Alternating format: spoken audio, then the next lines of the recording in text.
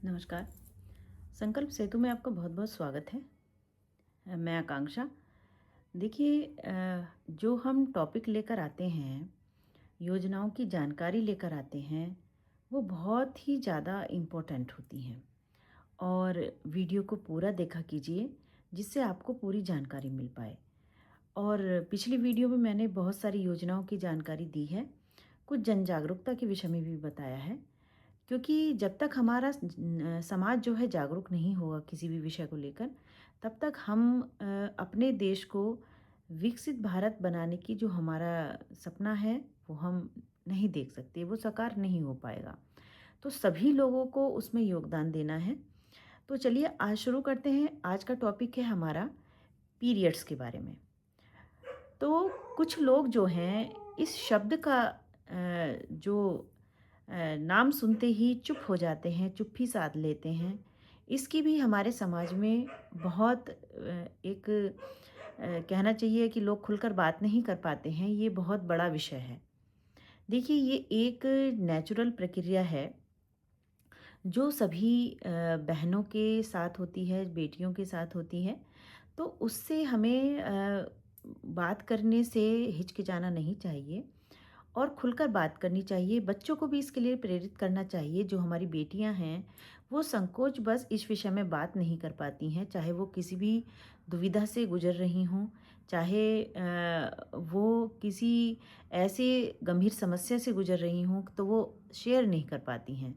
तो इस तरह से बच्चों का इस विषय में लेकर उनका जो मानसिक स्तर है वो बढ़ाना अपने आप में एक समाज के लिए बहुत अच्छा विषय है।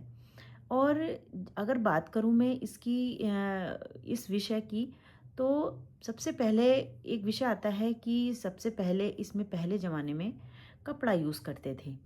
तो कपड़ा आज भी यूज़ करते हैं, लेकिन वो कपड़ा हमारी जो अंदरूनी ऑर्गन्स हैं, या कहना चाहिए कि साफ़-सफ़ाई ना होने की वजह से बहुत बीमारियां हैं, और बीमारियां भी ऐसी बहुत गंभीर बीमारियां।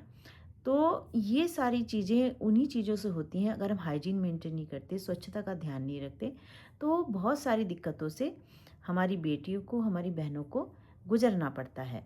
तो इसमें आप को मैं ये सुझाव देना चाहूँगी कि इसमें आप सैनिटरी पैड का यूज़ करें। जो आजकल मार्केट में विभिन्न-विभिन्न प्रकार के कंपनियों के भी आ रहे हैं। तो और सरकार भी प्रोवाइड कर रही है। ऐसा नहीं है कि आपको पैसे खर्च कर ज़्यादा पैसे खर्च करके ही ज़्यादा महँगे वाला यूज़ करना है। सरकार भी प्रोवाइड करती है सैनिटरी पैड को, आप उसको यूज़ कर सकते हैं। और ये सभी सरकारी अस्पतालों में फ्री में उपलब्ध हैं।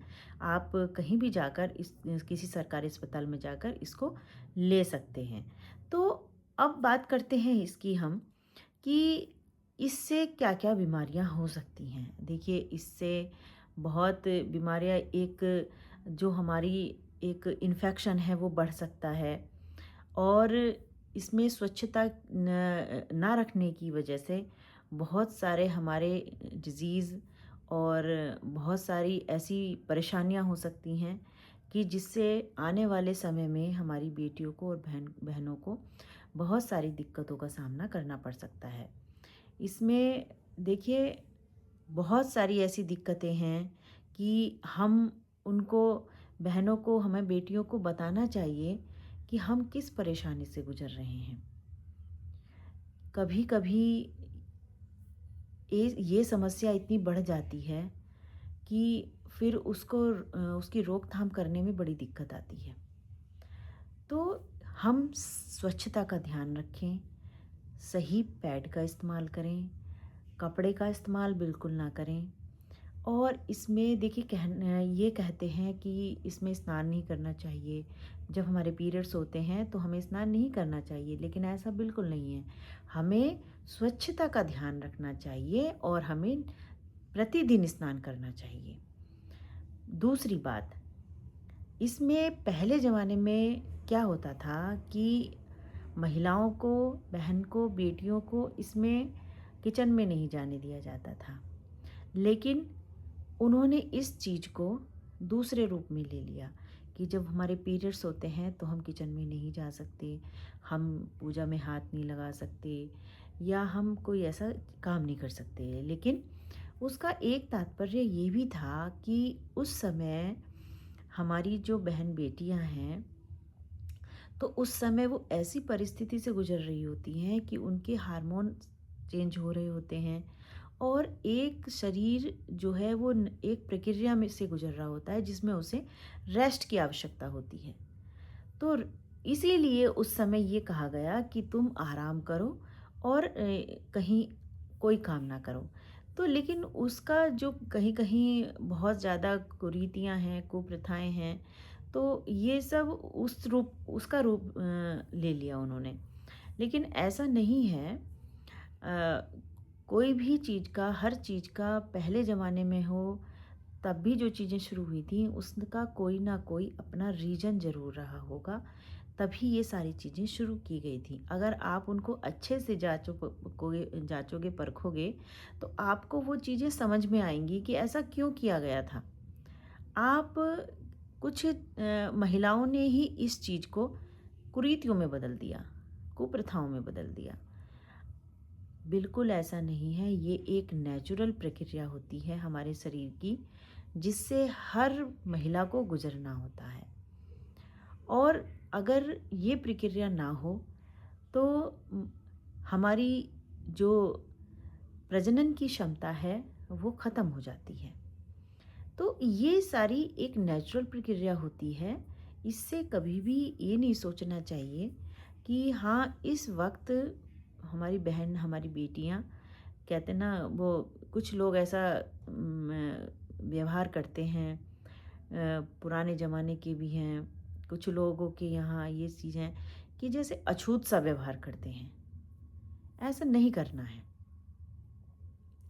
हमारी ये जो प्रक्रिया है नेचुरल है, आप लोगों को इसे समझना चाहिए और मैं इस विषय पर और भी पार्ट में वीडियो लेकर आऊँगी, जिससे मैं और अच्छे से इस विषय को लेकर आपके सामने बात करूं।